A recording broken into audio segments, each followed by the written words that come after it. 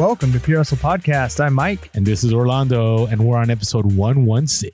Yeah. 116 in the house. That's how we roll. That's how we roll.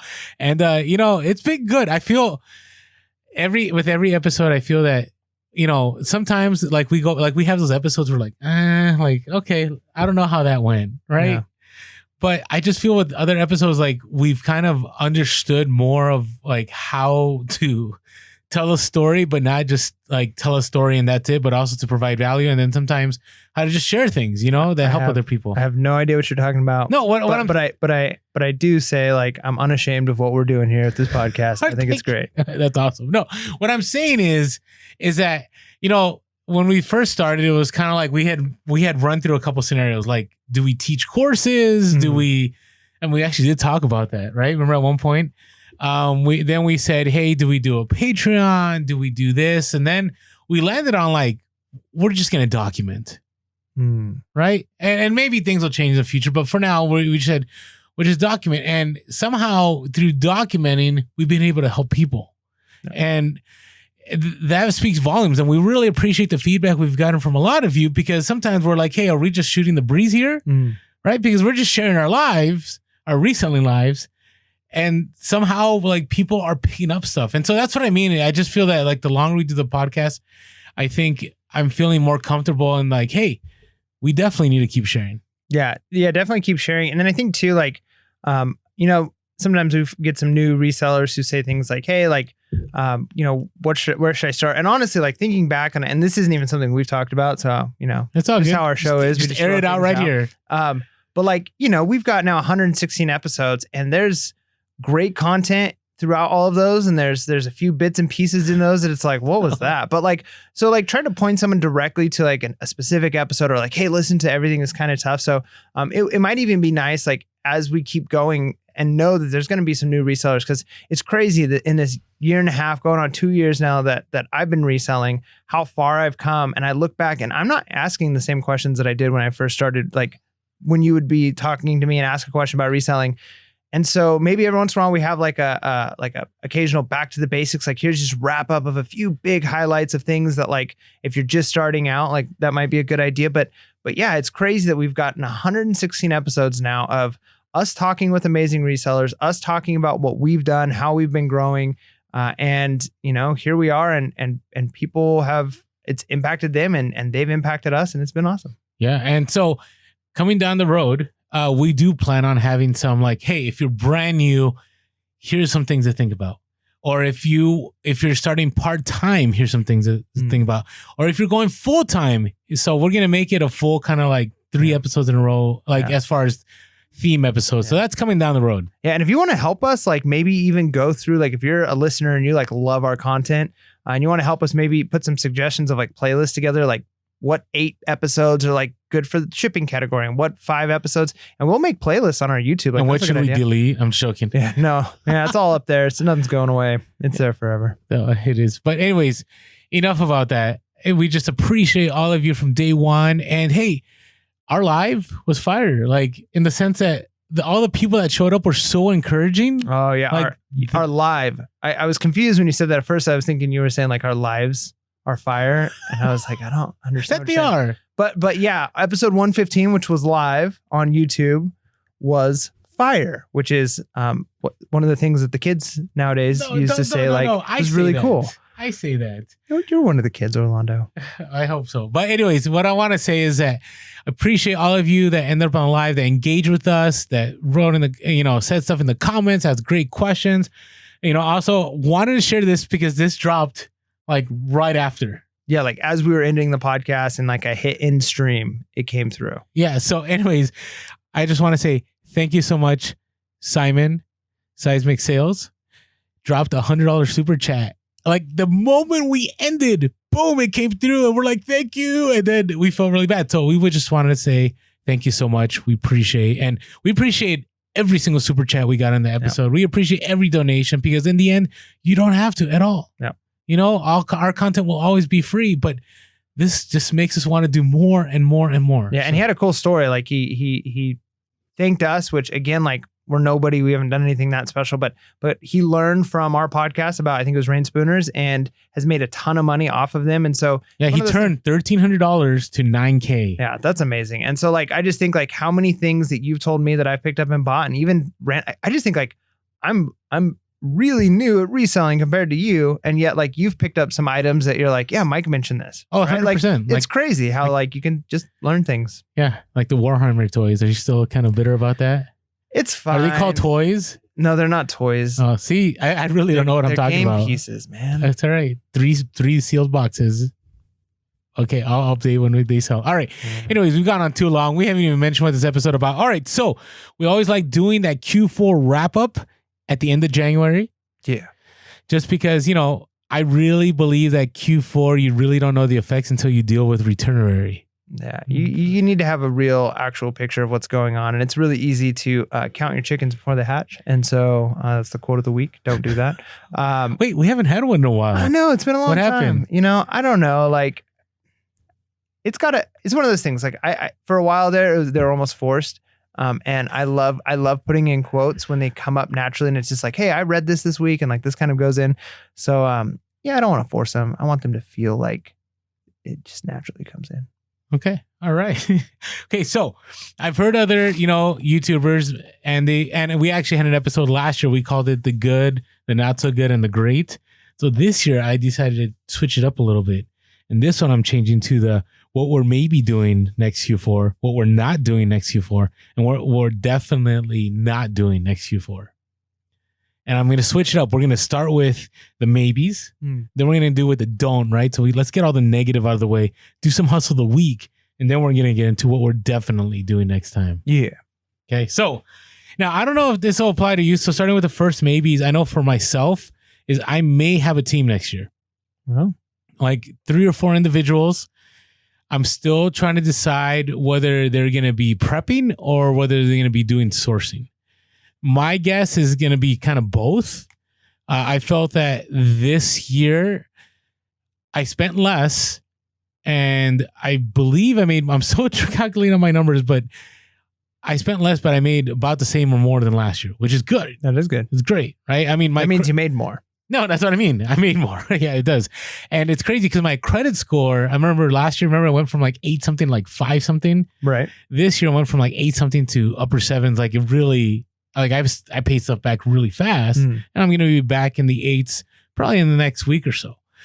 So with all that being said, now I feel like I kind of got a handle on what I need to do. The problem was I didn't make as much as I think I could have made, because there's only one of me, and I could only source so much. I could only pack so much. And I've said before, I really believe I gave it my all and even more. And I'm not satisfied with the results. No. Yeah. I mean, I could see how a team could help there. Now here, I'm going to just throw this out there, especially because we're talking about the maybe. So I didn't do Q4 this year like you did. And I didn't even do Q4 this year like I did the previous year. Uh-huh. And so I guess my question is, even with the maybe is it really worth, and maybe it is because I know there's a lot of money, but is going and doing retail arbitrage and sending in toys to Amazon, is that really the best use of time? And is it worth it? Because it does seem like it's just raining money, but it also seems like that in order to get that money raining, people are working like 24-hour days, and they're driving all over the place, and they're shipping like crazy. And it's like, is it possible that if you were putting in that much work on just anything, it would be raining money? Like is Q4, like going in deep on toys or whatever it is, actually worth it? And is that what you're going to do next year? And should that be what I do next year? And should that be what our listeners do? Great question. So I was going to wait till a future podcast to talk about this. So, and this is not related to Q4, but when this episode drops, it'll be end of January. Mm-hmm. So my last shipment to Amazon will be for 3 months, will be sent on January 31st, which is a Friday after this podcast drive. So after this podcast drops. So I wanted to test that out. Now, I know it's not the best time to test that out, but I want to know that. Like, I want to know, like, what if I threw in everything into eBay? Now, with that, I'm going to diversify a little bit. I'm going to do some cross posting to Poshmark and maybe Mercari and so on. And so it's going to switch it up. But I want to know because I hear you. Now, here's the thing. The Q4 that I didn't do any Amazon or RA, that was, I want to say maybe 5-6 years ago. It was terrible. But I was part-time. The first Q4 that I went all in, I made 10K net profit, no problem. And now, I make more. But the thing is, it's like, I wonder if retail arbitrage, like the same amount of time I spend, is equivalent to the same amount, of money I could make if I went all in on eBay. And I've had that question lingering for a while, and I'm going to test that out this February through February, March, April for 3 months. And then we'll see how things land. Or even, I think eBay is one option, but, and again, I know this is not a private label discussion and this is specifically about Q4, but I'm just even thinking like, if someone were to say like, hey, I've been reselling for several months now, last 8 months, it's getting close to Q4. I've maybe sent in a couple of things to Amazon. Should I be going to stores and just buying all the stuff that there's a profit on and sending it into Amazon? Or is it kind of like, the amount of time and energy, like, is it really worth it? Like, so from your experience, is this a maybe that like you would tell me like do this, or like somebody who's maybe starting I would out? tell you do Amazon. Okay. That's not a question for me. I think there's plenty. I would say do Amazon in Q4. Like that's a non-negotiable for me. The reason I'm doing what I'm doing is I just want to see. Like once I started FBA, I haven't stopped. Right. I've had little lulls here and there because I got busy with, doing eBay and doing other stuff. But as far as have I ever had a year where I just didn't go all in ever since I found out about FBA or started really doing FBA? I haven't. Right. And so this will be the first 3-month period. Now, I do have an exception to the rule. Exception number 1 is if there's a store closeout or some kind of crazy liquidation, I have to do it. Like my biggest wins, like when Office Depots shut down around here last year, made a killing. When Toys R Us shut down, made a killing. When Shopgoes, I flew to Wisconsin and did FBA, made a killing. So that's the one. Or the other one is if I find my stuff when I'm thrifting or garage selling that I can send FBA, I'm going to send that stuff in still. But as far as retail arbitrage for FBA, I'm going to put the brakes on it for 3 months and see what happens. That's going to hurt, man. That's money I make for a living. Like it's going to be weird to be dependent on eBay because the one thing I like about Amazon is there's a guarantee that your stuff will sell. Is it wise to do like a just overnight switch like that? Or would it be better to do like how, how like when you're changing dog food, no, I don't. So when you change a dog's food, I don't think some of our listeners know. The suggestion from what an doctors of animals, they're called vets. What they tell you to do is, did you just say doctors of animals that are called vets? Yeah. They say take the amount of food they get. Let's say it's 2 cups of food or 4 cups or whatever, and you do 3/4 of it their old food, 1/4 the new food, and you do that for a couple of days, and then you switch it to half and half, and then you go 3/4 their new food, and then eventually all new food. Because if you just switch it all at once, they end up having like terrible stomach issues, right? So like, would it be better to like do it in a 4-month process where like 1 month you like, if you're already doing like, let's say 100 hours a month or 50 hours a month or whatever it is on Amazon, where you just cut that by like 1/4 and you just move that over to eBay. Like that way, if it doesn't work out, you're not like, oh my gosh, money's not coming in for a couple of months. Well, I'm in a financial place that I can make it happen. So I'm going to make it happen. Just because I've thought about this. I thought about this. I was actually thinking of this throughout Q4, even though Q4 was wonderful and it was great. I just want to know because I've said this before and I'll keep saying this. I think in a down economy, this FBA game is done. I really, really do. People are not going to pay 4 times the amount of a premium on something when they're trying to pay bills. But when an economy is booming, man, you can sell artwork. All the hype sneakers are going to sell all the time. Like people are good. But when the economy's down, people are going to look for stuff that's on eBay. They're not going to go after the stuff that they're going to pay an exorbitant amount on Amazon for. That's just my thoughts. All right. So the next thing I put is that maybe I'll go deeper on items. Did you find that you didn't have enough items? Like I know you didn't go all in on Q4, but do you wish you had more stuff listed, more stuff up? I mean, of course, obviously, I always wish I had more stuff up. That would be like the dream. It comes down to the amount of time you have to source. Now, when it comes to like going deeper on an item, like I see how that goes, like retail arbitrage. I don't know. Like I feel like it's probably wise to spread your risk and reward out amongst multiple items. So if you have the choice of putting $10,000 into one toy and buying all of them across the country, or I mean, I guess that might be exaggerating, but buy a lot of them. Okay. Yeah. Or to break that up and do $1,000 worth of 10 different toys that there's potential profit in each, I'd probably take the latter, because if one or two of them fail, you're still making a good net profit. Whereas if you go all in on one item and that fails, I mean, yeah, your reward might be more, but it's the risk to reward ratio. And I feel like spreading that out over a few different things is probably the better route. See, I thought that too, but this Q4, I had certain items and I had one bolo that I dropped. What did I drop? I dropped about 3.5 to 4K on, and I netted 6 to 8K, right, on it. And I feel like I limited myself. Like I should have gone more. And I remember every time I sent in a shipment of this, I'm like, that's the last shipment of this. And then I would see that Amazon wasn't restocking and there's only so many sellers. I'm like, yeah, I'm going to send another shipment. And then I'm going to send another shipment. But I was always cautious. And maybe that's a good thing.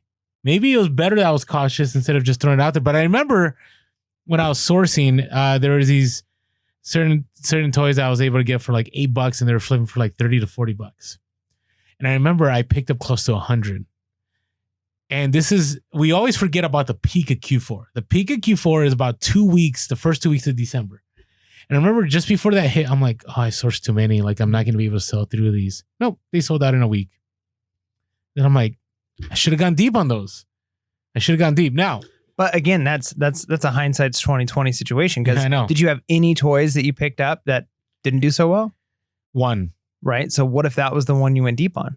Well, I did go deep on that one, and that's the one that hurt me really bad. See, well, that's what I mean. So like, it's true. Like, yeah, if you have one that like, okay, so I would say if you're sitting in shipment after shipment and week after week, that product is still bringing in money, then yeah, keep dropping money into it. But like day one, when you're not sure whether Amazon's going to get a restock, if you could drop that a whole 10,000 day one, maybe it was better to drag that out over a couple months, right? Like, I don't know. Like, I think going deep on one item is scary no matter what. Like, even if you're private label, I would imagine you're probably better off if you got a couple of different, items you're selling, because if one is not doing well or one flops or whatever the situation is, Amazon does the big bad Amazon thing and takes over one of yours, you're still good to go. So it's kind of like putting all of your eggs in one basket.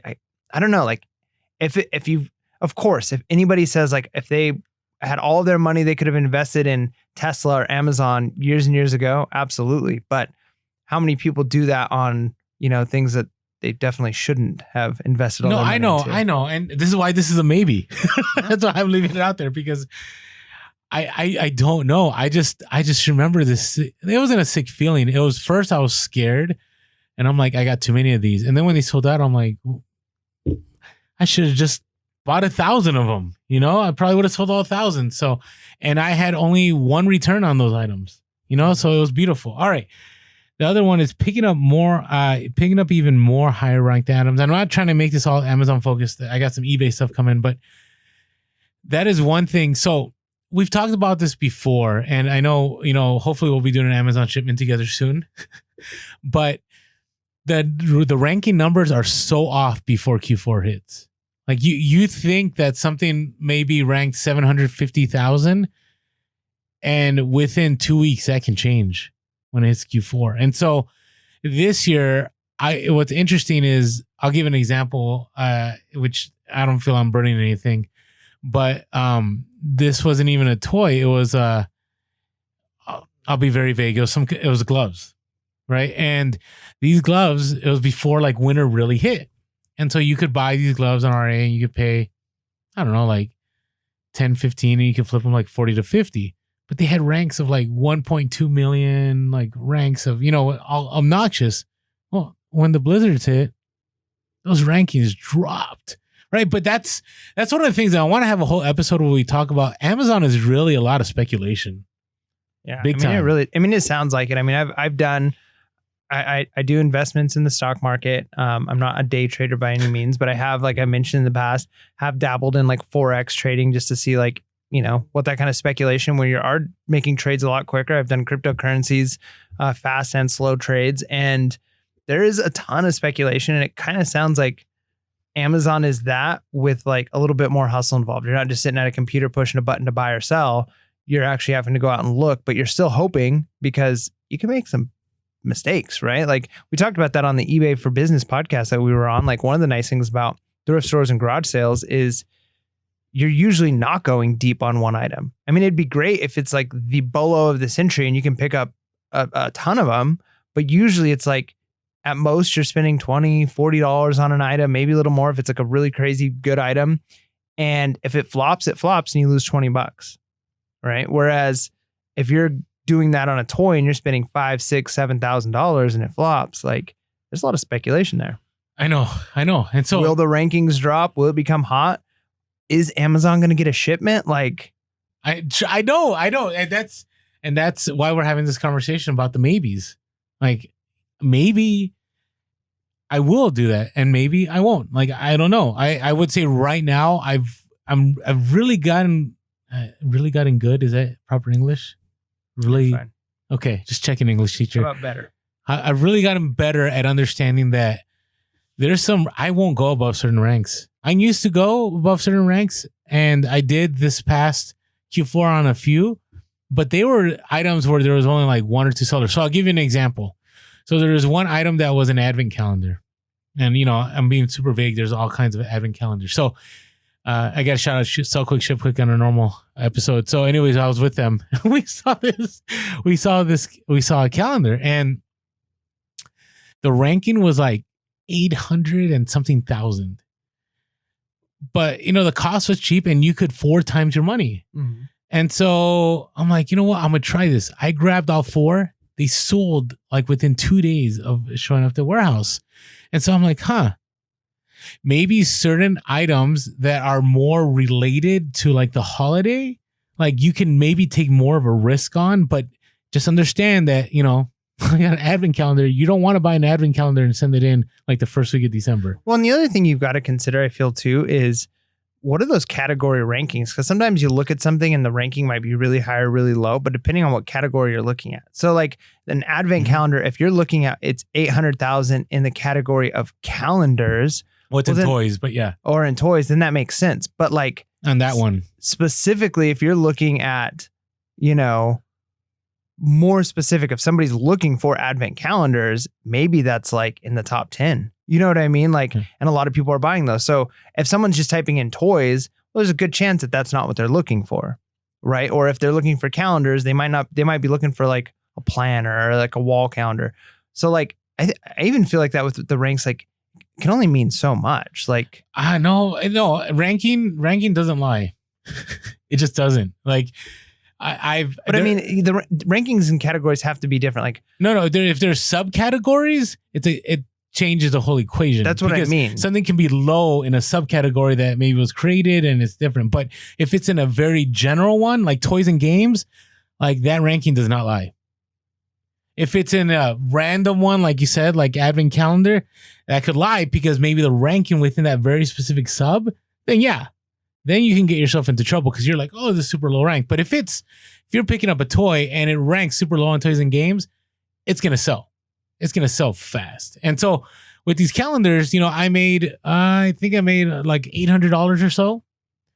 And it's because I should have gone deeper on them. Like I could have made several K probably on them, but I was hesitant because it was a high rank when I first saw them. By the time they became low rank, they were sold out everywhere.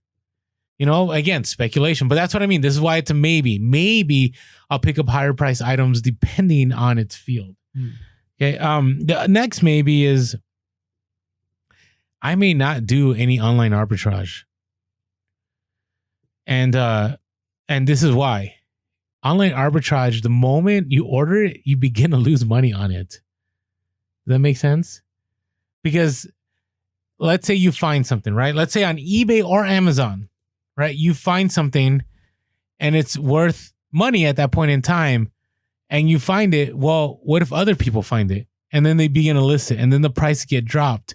And by the time it gets to you, you might have already lost 5% of it, 10% of it, 15%, right? It depends on your margins.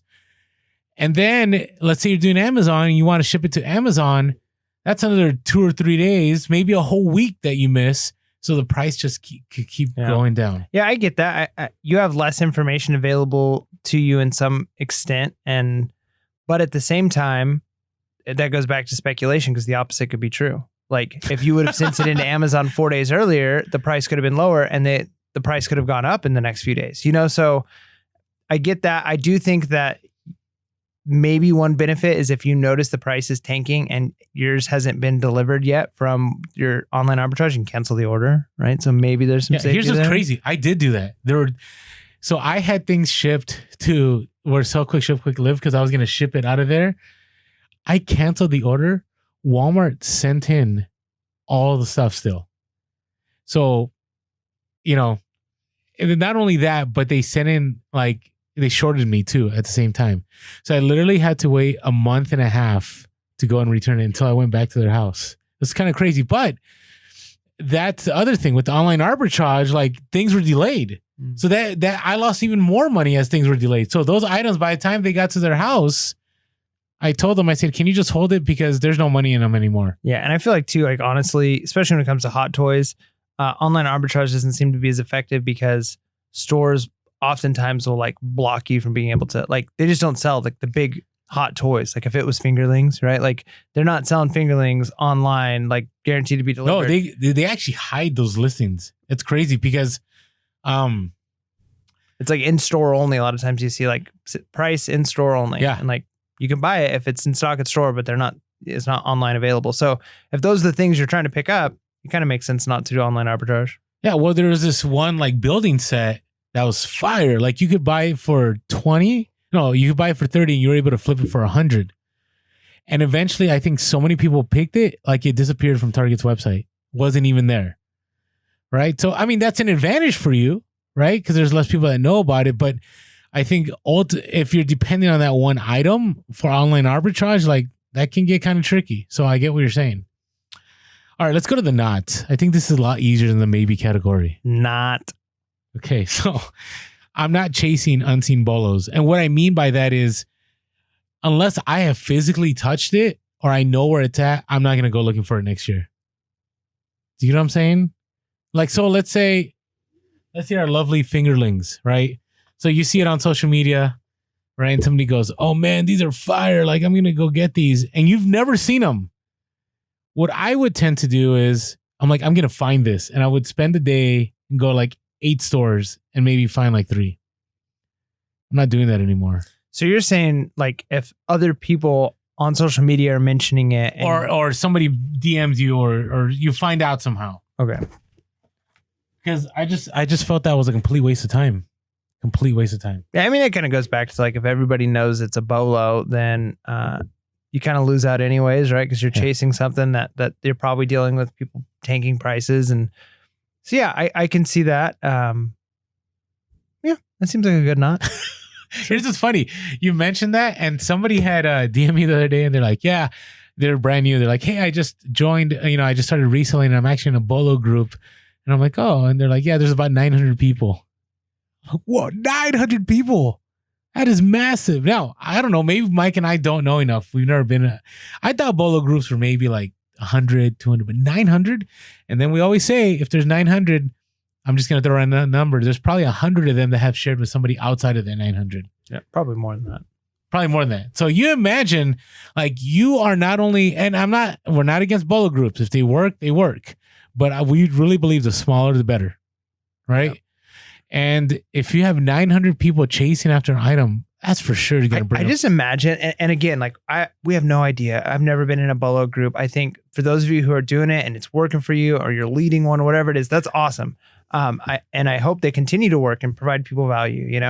But what I just imagine in my head that it would have to be in order to be successful, how drug cartels are with you have this this territory and I have this territory, and don't cross the street. So like I'll share my information with you, but you can't come into my zip code. And if you come into so I almost just see these like resellers out there with like baseball bats, like ready to hit each other's cars. It's like you came into my territory. That's actually happened.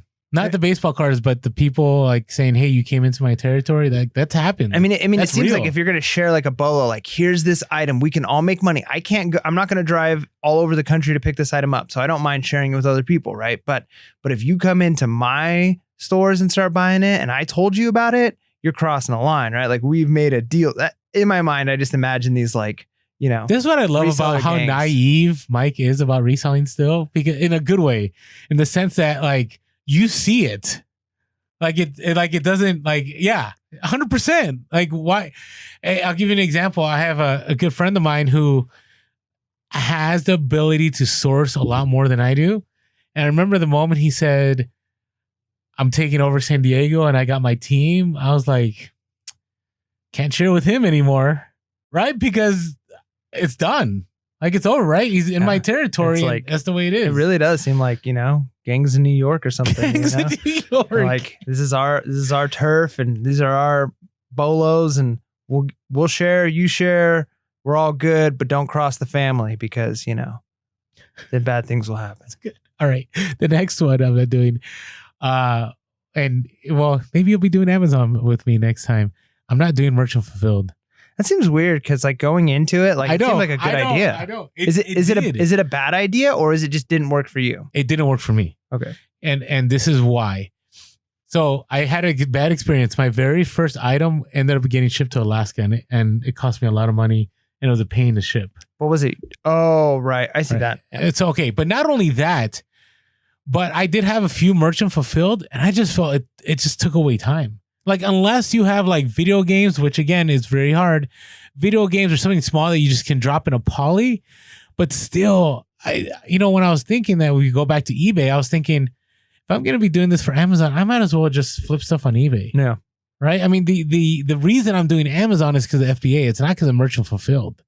Right. And I'll share this later on. But I was selling. So there's one item that, I ended up being told I can't sell anymore on Amazon.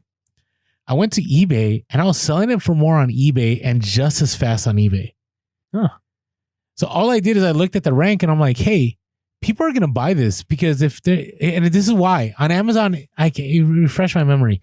If you don't have Prime, there's a certain number you have to hit to get free shipping, correct? Yeah, it used to be like that. I'm not sure exactly if it's the same. There's also Prime days. Like even if you don't have Prime, like I think everybody gets like a free Prime day. So like your Prime day is Thursday. So if you're willing to like wait until Thursday for it to come, it'll be free shipping. But like that's the only day of the week that's free for you. So like if it's Friday, like you're waiting until next Thursday for it to come. Okay. You know, because I thought about that. I'm like, why are people buying from me? Right? Why aren't they going to Amazon? My price was actually higher.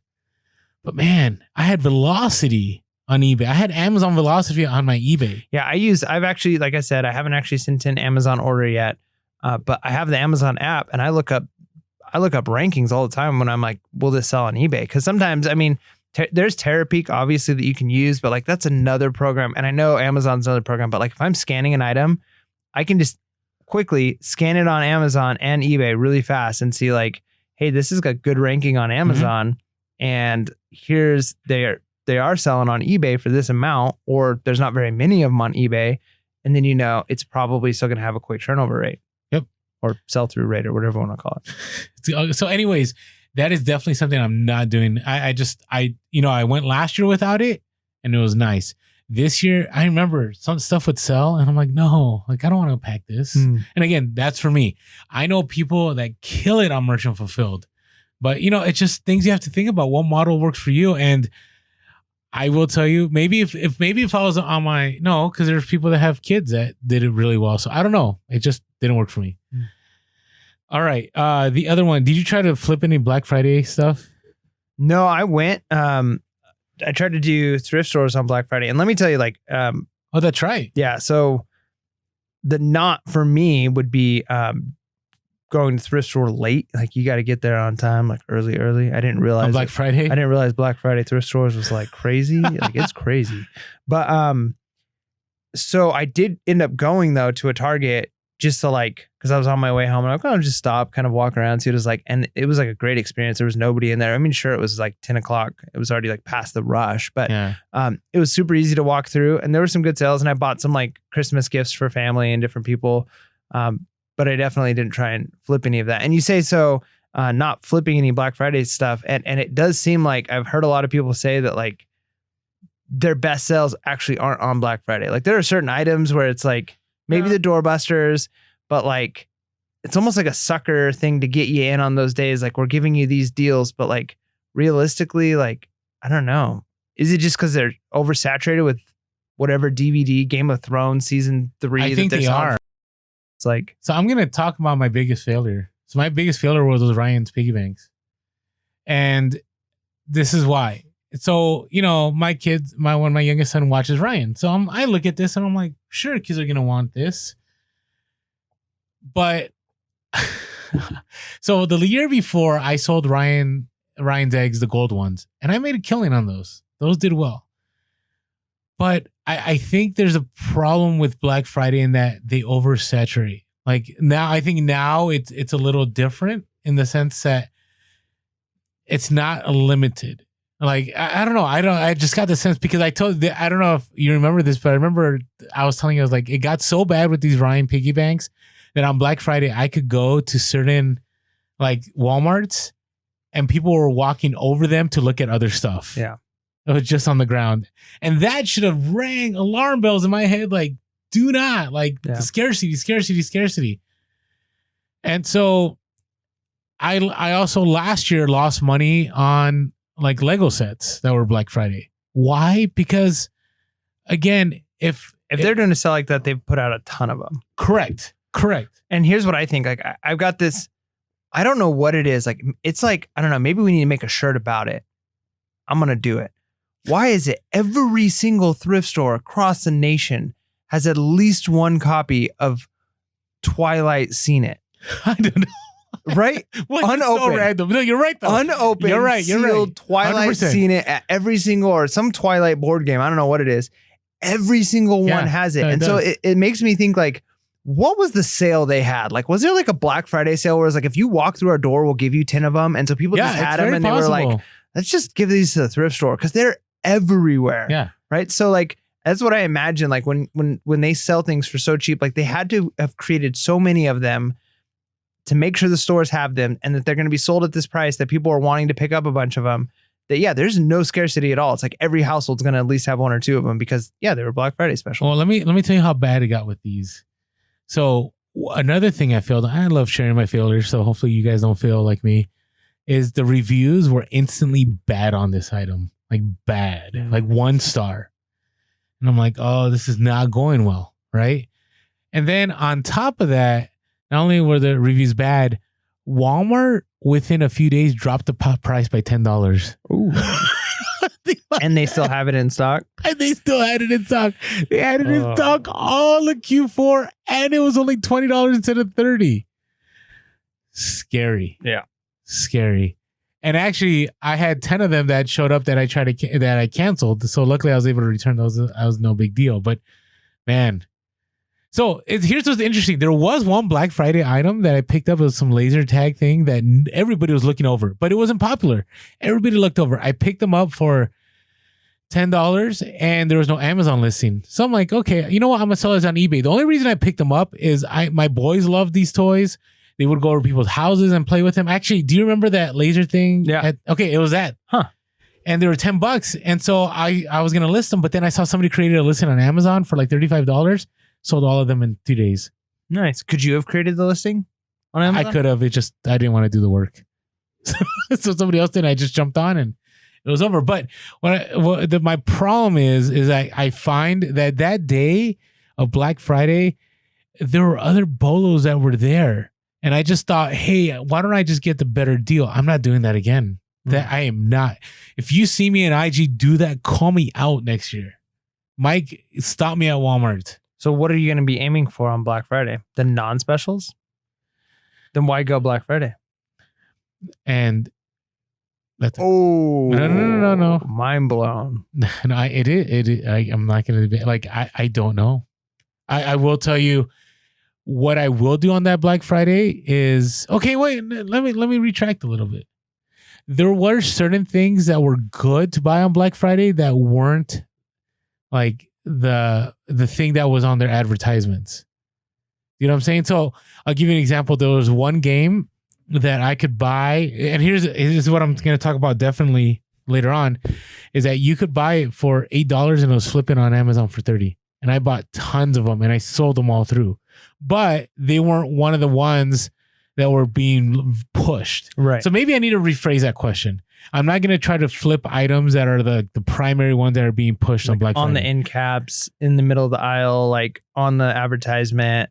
Correct. Gotcha. Correct. Because those are the ones that I think, and I should have known this. I'm hearing myself say this, and I knew this already. Like, obviously, those are the ones that they're going to have a lot of. What's wrong with you, Orlando? You should have known better. I should have. I'll be real. I should have. I'll remind you next year. So I lost a lot of money. All right. The other one I'm not doing is I'm not just selling on Amazon, but that's a given. We already talked about that. I like that. But this, I'm not going to just sell on eBay. I think I'm going to try and sell on Amazon. That's good. Yeah. But this is what I'll say. eBay sales are fire in December. I did good. They upticked, right? Really good in December, yeah. So, and that's my thing. It's like, what if I did more for eBay? What if I sold more on eBay? I could have made more money. And what I like about eBay is it's safe money, I feel. I think the hardest part is just the scalability, like we talked about before. You can go into a Target and guarantee get a bunch of stuff. But like once you've hit all the thrift stores in your neighborhood and the surrounding neighborhoods, you're kind of done, right? Like until there's another garage Unless seller. you have other places to source, but yeah. Right. But eventually how big does your circle have to get? Like, are you driving like 5 cities over every week just because like no, what I'm talking about is like you have connections with a local deal, or you have other sellers that are willing to, like, it's not their niche. And so they're willing to sell things that they get that isn't their niche. I mean, I've shared with you. I mean, I got certain connections where I could literally go there like every day and source. It just, the stuff doesn't sell as fast. Right. And so I don't do that. So that's all I'm talking about. I see. All right. Well, before we move on, we got to talk about our social. Hey, if you had a chance, we are on Instagram and we are on Facebook and also on TikTok. We are Pure Hustle Podcast. We are Pure Hustle Cast on Twitter. If you want to give us a call, you can give us a call, 619-738-1170. That's 619-738-1170. Or shoot us an email at purehustlepodcast@gmail.com. That's purehustlepodcast@gmail.com. And if you ever want to say, before that, if you're listening to the podcast and you want to check us on YouTube, hey, make sure to subscribe and hit that bell button to be notified. Ding. And the like button, man, like that helps a lot. Like it really does. When we see episodes that have like a bunch of likes, we're like, man, like that was a good episode. And it moves it up in the algorithm. Yeah. And if there's no likes on there, we're like, what did we do wrong? And like sometimes people don't comment. So we just don't know, right? Like it's hard because we don't know like what you guys think about our episode. So if you love our episode, like give us a thumbs up, drop us a little comment. Give us a review on iTunes. Any of those things help in the algorithm, and it lets us know what we're doing is working, right? 100%. And also, if you want to say... I put Orlando to sleep over there. No, I just yawned just a little bit. It's a garage sale, terrible warning. So, anyways, but if you haven't had a chance yet, and you have appreciated the podcast, hey, we would love it if you write us a review or even just hit the 5 stars. It really helps. And on iTunes, it's big. On iTunes, it's a big deal. So really appreciate that. And if you want to say thank you in a monetary way, there's a link below. Thank you. And thank you to those of you that have DM'd us about, hey, what light box you use and what's so on. And I always tell people, like, here it is. I'm not even going to give you the Amazon link. And then you go, no, we want to support you. Send us the affiliate link. And so we've had some people buy light boxes and other items. So it's been great. So thank you to all of you. You always know we always want to provide content free. And one of the ways that we're able to do that is because we put aside time to do it.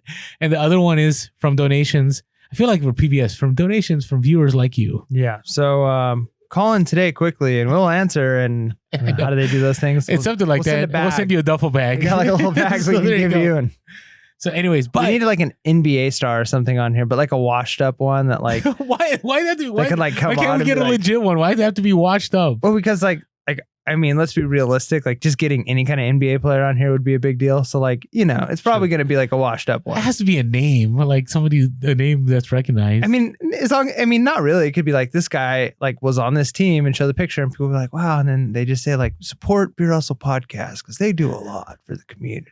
Well, hey, if you're a former NBA player and you're listening to a podcast and you'd like to help us out, let us know. Even if you're not washed up, like even if you're like really good and like still good, then you're not washed up. If you contact us, you're not washed up. Let's just put it that way. Yeah. All right. It is time for. Are you ready for this? Come on, hustlers.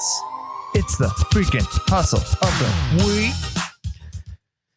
We got some good. I actually made us do 4 hustle of the week. Oh man, it's listen.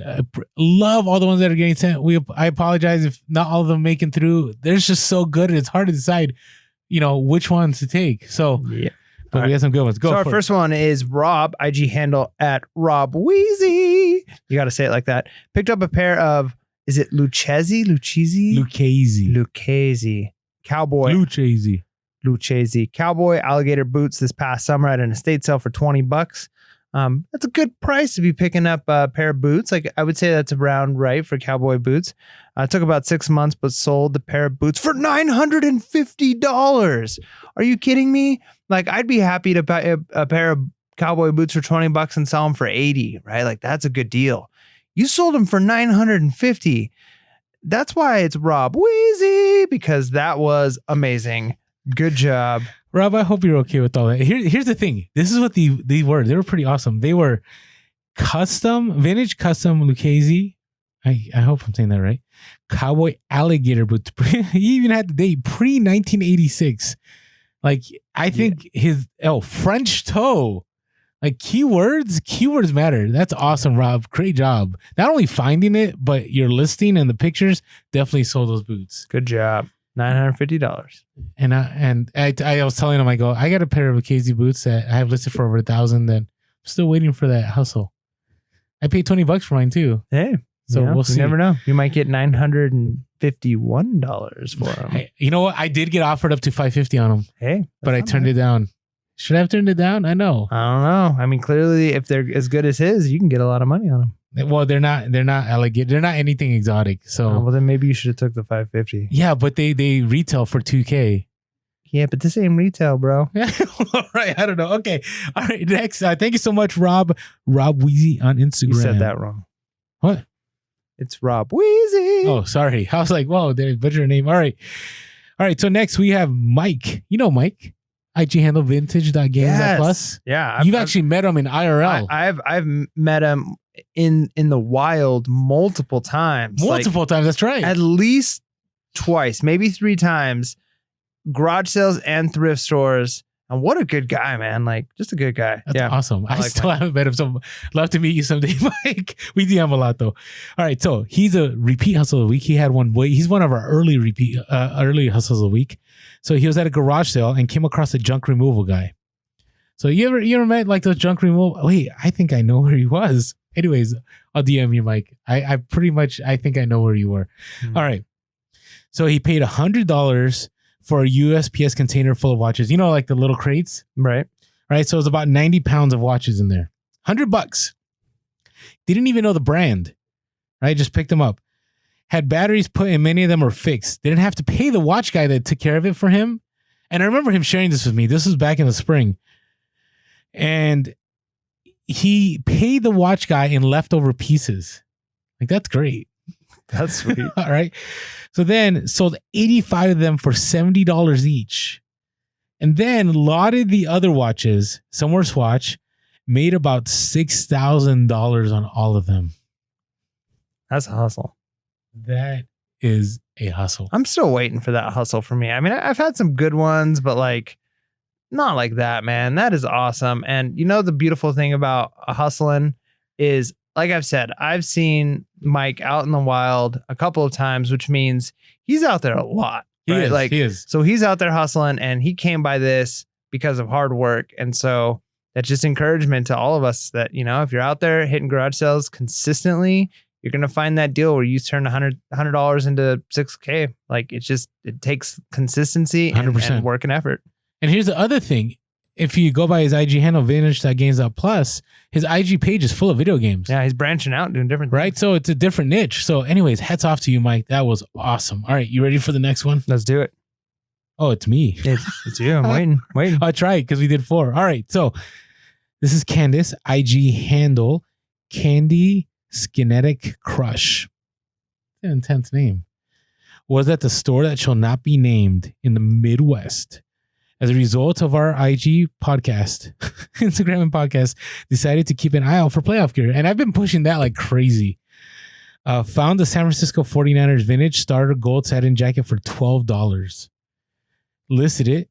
Sold after the Niners made the NFC Championship for $310 plus shipping. And that is a hustle. I wish I could have bought that jacket, but I don't think I would have paid $310. Now, here's the catch. So she DM'd me after the fact. She goes, Orlando, somebody else is flipping the same jacket and using my pictures. And here's what happened with that jacket. So at the time, she sold it at the top of the market. That was a week ago. We're only a few days away from the Super Bowl. Those jackets now have doubled in value. Isn't that crazy? Yeah. But what I shared with her was, you know, the thing is that sometimes you flip stuff as a reseller to another reseller because one, maybe you don't have the connections to flip it for as high a price as you want, or you want to move things faster, right? And so you move it faster. So for example, I've sold like plenty of coffee machines in my time. I've never taken the time to familiarize myself with them, but I know that what I'm selling, they're going to flip and double their money too. So I double my money and they're going to double that money. I've also done that with some art pieces, and luckily it hasn't been a Picasso, but I don't know enough. I know just enough to make a good amount of money, and I'm good with it. Because sometimes you can only research so much and you can only sit on something so much, you got to move it. It's a time thing, you know, like you got to figure out like how much time and energy you're willing to put in. And yeah, sometimes it's worth being the middleman, as it were, to not have to be an expert in a field or to learn more or to do more research. And yeah, I mean, no matter what, whoever's getting it, they're getting a better value than you because otherwise they wouldn't make the trade, right? Like even if they're buying it for themselves, to them, owning that thing is worth more than the money that they're giving you. So as long as you're happy with the money that you're getting in the first place, it doesn't matter what they do with it or how valuable it is to them later on. And of course, if they sell it for $10 million and you're like, man, I had it and I sold it for $1, like that would be terrible. But, you know, you made the deal. So it's tough. But, you know, you got to be happy with what you did because, you know. You did a great job. Like you did it. You made it happen. Yep. Because here's the thing.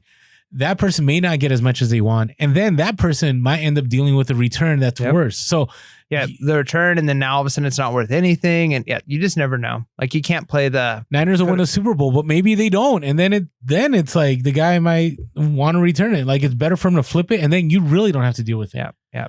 And you can always think of the shoulda, woulda, coulda, and if you made a good profit now, that's good. 12 to 310. Yeah, that's amazing. Good. All right, one more. All right, this one comes from Megan, IG handle Megan J. Tate. From the Gold Coast of Australia. I'm going to do my very best not to do an Australian accent right now because I love the Australian accent. You know, you guys down under are amazing. But I'm going to read this without doing that, no matter how hard it is for me to do. Went to 3 thrift stores and came up with nothing. Decided to keep going and went to a little church thrift. Walked in and saw a Mambo Loud shirt. I don't even know what this is. Maybe it's an Australian thing, but it sounds cool. So it's like it's like a surf skate kind of brand, like kind of like Vans is to us and Reef. That's kind of what, if I get it wrong in the comments, let us know. But that's what Mambo is. And so they had these loud shirts. I researched this. It's not like, you know, and you ever watch Pawn Stars? Yeah. And Chum Lee's like very knowledgeable. Like, come on now. Like they fed him. He did the research. Oh yeah, for sure. Or somebody fed him line. So I'm gonna admit that I cheated and I looked it up. But they were the same scenario. So it's like an iconic Australian like company. It's a big deal that she found this shirt. All right, finish. Sorry. Yeah. So picked up this shirt for $2, sold it in a week for $225. That's incredible ROI on a shirt because like clothing, especially that kind of clothing, is so easy to do pictures and to ship. Like it is just like night and day difference from like electronics or other things. Like a shirt is like you put it in a bubble wrap, you send it, it costs you a couple dollars, you're done, right? Like, and if you can make $200 and over $200 profit on something like that, like that's incredible and it's worth it and takes up very little space. So congratulations. I hope that, you know, that again is inspiration to us that like you might go to 3 thrift stores and get nothing, but that doesn't mean you stop, right? Like it's consistency, it's perseverance, it's discipline that allows you to find those one-offs, because honestly, that one sale probably made it worth it to go to those 3 and find nothing, right? So 100%. you keep doing that. And I looked up comps on those shirts. That's a bolo. I'm going to be looking for some Mambo. Hopefully I find some American Mambo. I don't know. Anyways, we need to do more research, but thank you, Bacon, for sharing with us. Appreciate it. All right. Hey, he didn't do the Australian accent. I didn't do it. I love our Australian and UK listeners, and we have listeners in other parts of the world. Like, it's just awesome. We had somebody from the UK reach out to us, and it was awesome for me to say, yeah, hey, there's other listeners out there. You can definitely make this happen. It was just great to share that. So thank you all that listen to us internationally. I always wonder, like when it comes to accents, like, you know how people always wonder, like, what do we sound like to other people? Yeah. But I remember, I may have already shared this on the podcast before, but I worked at a call center and we got the East Coast. Like we were just like the West Coast that we were doing. And we got some East Coast clients, like technicians who would call in. And the very first day, like me and my friends are like they're calling into California. Like this is so weird for them because they've never like called into our call center. So like, we should just mess with them. So as soon as they answer the phone, we're like, dude, Tubular, like how are things going out there, bro? But that's what some people think about. You know, it's like, true. But you know, all right. Anyways, what about you? What was your hustle of the week? All right. So I switched things up a little bit because I wanted to share this. So I'm very big on when you're first starting to resell, you got to pick up one, stuff that's cheap. Like not cheap that it sells for cheap, but that it's low cost. Inexpensive. There you go. 2, easy to ship, right? Because you're still trying to figure out shipping, right? And always remember that, you know, listing something that's $10 is the same as something that's $100. So I had a nice haul, you know, and sometimes I don't share all the hauls on Instagram just because it's through different connections, but I had a haul. I dropped like $5.50 on a bunch of vintage apparel. And one of those pieces was a Burberry hat, which I've never picked up a Burberry hat. I have picked up jackets and coats, and it's like a newsboy, like a cabbie hat. Mm-hmm. So I picked it up, paid $5 for it. And, you know, I had some interest on Instagram and I felt bad because, you know, people are wanting to buy it, but I kind of just said, hey, this is where the market's at. This is where I'm going to sell it. So it was interesting because when I looked, I did, you know, I've talked about this on the eBay for Business podcast. Like you should always not only look at comps, but look at sold in comparison to unsold. Mm. And so I found that, you know, these Burberry hats, they were selling. Like there was more sold than there were unsold. And so I found out that the top of market was $150 on this hat and the bottom of the market was $50. So I'm like, you know me, I'm going to list high. So I listed high at $150 and I got $100 offer on it and I accepted and they paid right away. Nice. And I'm like, wow, like no matter how long you've been reselling, you still find these items that still shock you. Mm. Right. I mean, this is a Burberry. Like I've seen jackets and I have a jacket actually in my inventory that hasn't sold in over a year. And this sold in less than 24 hours. So anyways, that is my hustle of the week. Do you know, like that could have been anybody. That could have been a brand new seller that just found it. Like just keep an eye. You know, it was a Nova Check one. It was vintage and it's no rips, no holes, no stains. 5 to 100. I'm okay with this. This is why I love eBay. You definitely can make that money. All right. Mike, what was your hustle of the week? So when I did go to garage sales last week, so I obviously mentioned I didn't go this week, but the previous week I went and I wasn't doing so good, man. I didn't pick up very many things. It wasn't like a great day for me. But I did stop at one place and it was an estate sale and it was already the second day they had started on Friday. Okay. And you know, that's never a good sign, right? Like unless like sometimes they're clearing things out and so maybe they'll lower some prices. But like, just to be honest, like it wasn't inside. It was everything had been pulled out to the front yard and into the garage. Yeah. And you know, if it's a multi-day thing, like things have been sitting out in the rain and dew and it's like kind of gross. And And most of the stuff was junk. There were a few things here and there, and I picked up a few things that were pretty good. I'm like picking up, some DVD sets, and I'm picking up some other electronics and stuff, and I'm lotting it together, and I'm like, okay, like I'm gonna make some money on this, and this. And then I find this sign, right? And it was a AT&T sign, like I don't know, it must have been on like a pole or something because it's double-sided. And I'm like, oh, this is cool. Like we've talked about signs before, right? Like, you've found like, I still have my phone signs that are still in storage that have not been listed. Oh, geez. And so I'm like, this is sweet. And then I noticed that it's sitting on a box, and the box is like the size of a sign, but it's not just one box. It's sitting on 2 stacks of boxes, all the same size. Oh, wow. But this is sitting on there. So like, I kind of like look into one of the boxes because there's nothing like written on them that like say what the boxes are. And like, sure enough, it's another sign. And so I asked the guy, I'm like, how much for the signs? And he's like, I was like thinking like $5 each. I was like, and these are all the same sign. And he's like, yeah. And they're all new, sealed, except for the one that's open that was like on display. And inside of the box is like all of the hardware and stuff for it too, because it was like to go on a pole. And so I look it up, and there's only like one other seller on eBay, and they've been selling pretty consistently, like every month. And they're selling for like $45 to $50, right? I'm like, all right, $5 a sign. Like this isn't a bad deal. Like I could do this. And I was like, how many are there? There's like 25 of them, right? And I'm like, how much if I just do all of them, right? I do the lot it all together thing, and I've used a few other negotiation tactics. But here's why this was a hustle. I ended up getting all of the signs for $100. It's amazing. And here's why, to me, it's a hustle, because all I have to do really is sell like 3 of them, and I've completely broken even. Yep. Right. And a couple of other things. One set of pictures. All of them are already in boxes. Dimensions and weight are going to be the exact same on all the boxes. So when they sell, I literally just grab a box, slap a label on it, and send it out. So they're already like packed in a way that you can safely send them. They're packed. That is incredible. Packed. All I've got to do is like take one set of pictures, list them up as, multiple. It's like, that's like the dream there. And here's the other reason why this is a hustle. I could have easily, maybe you don't have the funds, so you can't buy them all, but like sometimes people get nervous. Like, do I want to buy them all? Because maybe they do only sell like one a month. So, and then what if it takes like 4 years for them all to sell, right? So it's like, do I really want to pay $100? Yeah. Maybe I just buy 4 of them, get the quick flip. Yeah. But here's the thing. If I would have only picked up 4 of them, somebody else would have picked up another 4. Somebody else would have picked up. Now I've got competition on eBay, right? There's other people, and then it's a race to the bottom.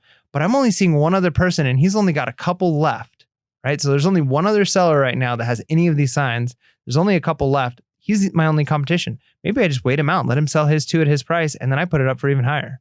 Right? I mean, I put them up higher now, or do what I've said before, where we the first few you sell for a little bit cheaper, so you get to that top spot, and then you raise the price up, and it says only 23 left, or whatever you do. And it's just such a good hustle for me, because it's so easy to list. It's 25 listings all done at once.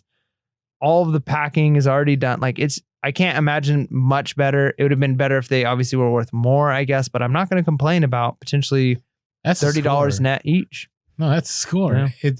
It's simple, the simplicity, and you're going to make a decent amount of money. It's just going to take some time. And that's...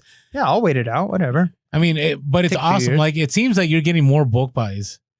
The longer you've been doing this, right? Well, and that's because like when I first started, there's no way I would have done that. Like the idea of a bulk buy would have just been scary. And part of it just not having the funds. And that goes back to the going deep on an item, right? Like, it's a little different when it's, like you only have a one-off chance to buy a box of watches or, something like that, right? And it's like, I'm going to do it. Whereas if I first started, I might have been like, how much for the watches? Okay, they're $1 each. Like, all right, I'm going to pick through and see if I can find the best one. You know what I mean? Yeah. Like, it's a little different when you have some of the capital and you've got a little bit more experience. But I highly suggest if people aren't doing bulk buys, you're going to come across them occasionally.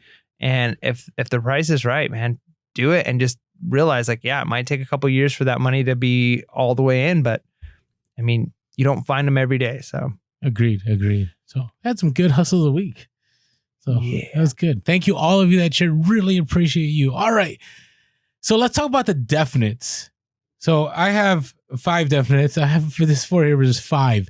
I'm definitely doing next year. And one, obviously it's not going to relate to Mike, but because unless you go on scale next year, A definite is I'm having a repricer next year. That's a non-negotiable for me. You are gonna have one? I am. I had one this year, and it was gas to the fire. Should you be sharing this secret right now? Is this like no, is this everybody top knows. secret? No, people know.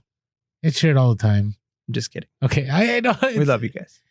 Now, I don't know anything about Amazon, so I don't know what's secret or not. but to me, it was a non-negotiable. So, yeah, okay. So maybe you wouldn't get this info somewhere else unless you paid for it. Okay, but we're not about that. So, but to me, it was a game changer. And this is why. So I sold through 90% of my inventory as far as the toys go by the time Christmas hit. Last year, I sold maybe 60%.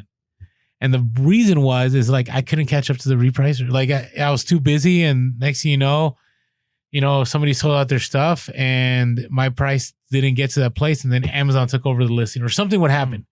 Right now, it's like, hey, things were constantly changing, and I was able to just it was kind of like eBay, listen and forget it, and things just took over. So, anyways, that's a non-negotiable. Along with, you should be doing your best, and you've done this before, is like checking prices on the websites of the companies, because what I find is like with big box stores that their prices may be cheaper online, and big box stores are willing to price match you if that's the case. Yeah, even like sometimes weird stuff happens with clearance items. Like an item will show up online. Like my wife and I, when we were first starting, like, let's do some retail arbitrage. We would look up like clearance things on Target, right?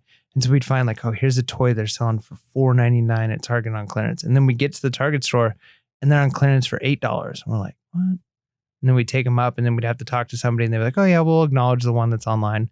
But it's like, if you're just walking in the store and you see a price, you might think that's the best deal, and it's not necessarily the best deal. Yeah. Even from that store, right? So agreed. It's crazy. I mean, I'll never forget that Black Friday where I picked up something for $8 and I thought I was getting a deal. And luckily some lady goes, hey, check on the app. It's selling for $6 at this other store online.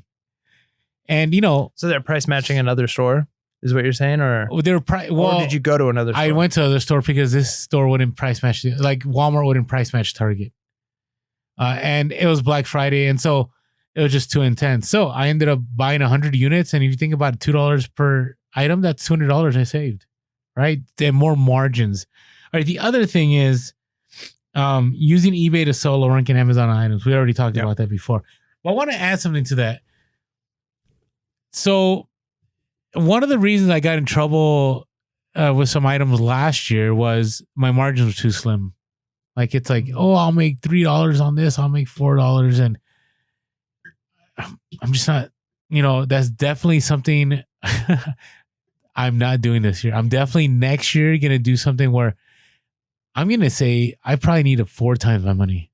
Not just 3, 4, because margins change so fast, and you got to every single dollar, every single cent matters in Q4, especially on Amazon. It matters on eBay too, because you've talked about selling some for a little bit lower, so you become the top on the listings. Same thing. Like let's say you're, I'm looking at something here. Apples to Apples is a game, right?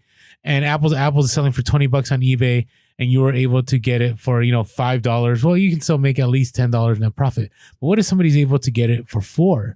Well, they're just going to undercut you, right? Anytime you don't get the best deal, you're going to get undercut. So that's why I'm saying, like, I'm going to definitely get stuff that has way more ROI, because, it gets just too cutthroat.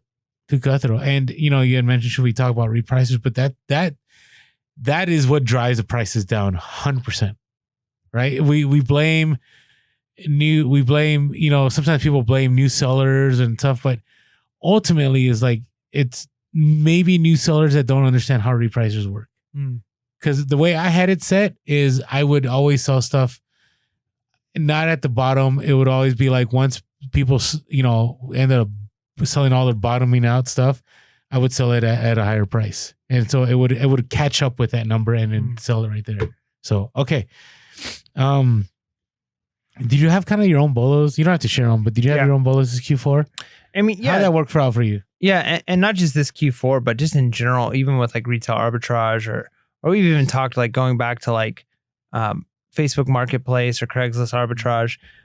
I do think it's really important. And to be honest, like, it's one of those things, like when I first started, the first few months, the first 6 months, the first year, it's like, when am I going to find my thing? Like I'm finding little things here and there, like every market that I'm like, ooh, like I've got this brand new idea of like how I can make money. Then I realized that's a saturated market already. People are already in there doing that. Like, and it's just now that I'm starting to find a couple, and they're not even like this. They're not gold mines, but they're just like there's wiggle room. There's like room for me to get in, and there's some good profit there, and it's not overly saturated.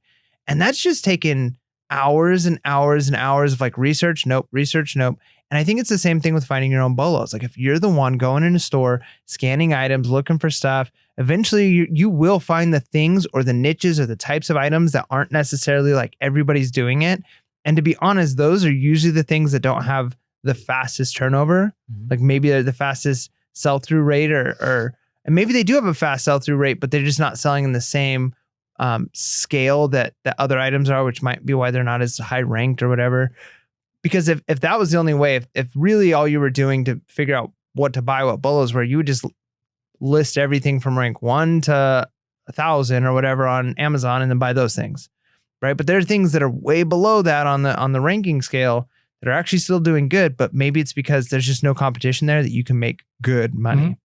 And so what I found is probably the items that I made, I would say 70% of my money on Amazon this year were items I found myself. Now, some items ended up being like fire items I didn't even know until later on. But I had, for instance, I had one listing that only had at the peak 6 people on that listing. Wow.